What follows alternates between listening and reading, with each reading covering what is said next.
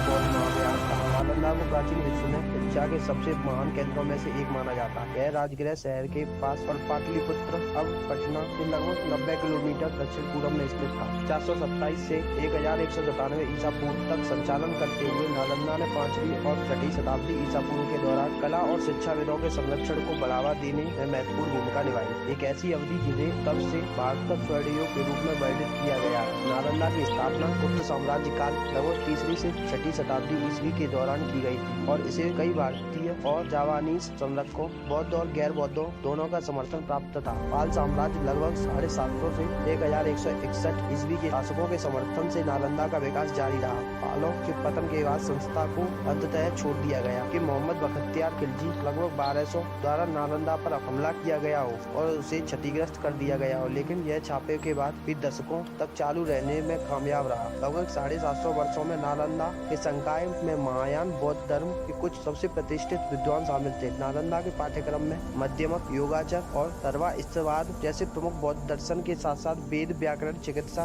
तर्कशास्त्र, गणित, खगोल विज्ञान और कीमिया जैसे अन्य विषय शामिल थे। विश्वविद्यालय में एक प्रसिद्ध पुस्तकालय था जो संस्कृत ग्रंथों के लिए एक प्रमुख स्रोत था, जो युआन जैंग और यिंगिंग जैसे तीर्थ यात्रियों द्वारा पूर्वी एशिया में प्रसारित किए गए थे। नालंदा में रचित कई ग्रंथों ने महायान और वज्रयान के विकास में महत्वपूर्ण भूमिका निभाई है। उनमें धर्मकीर्ति, शांतिदेव के बोधिसत्व कार्यावतार और महावैरोचना तंत्र के कार्य शामिल है। नालंदा का वर्तमान स्थल यूनेस्को विश्व धरोहर स्थल है। 2010 में भारत सरकार ने प्रसिद्ध विश्वविद्यालय को पुनर्जीवित करने के लिए एक प्रस्ताव पारित किया और राजगीर में एक समकालीन संस्थान नालंदा विश्वविद्यालय की स्थापना की गई। इसे भारत सरकार द्वारा राष्ट्रीय महत्व के संस्थान के रूप में सूचीबद्ध किया गया।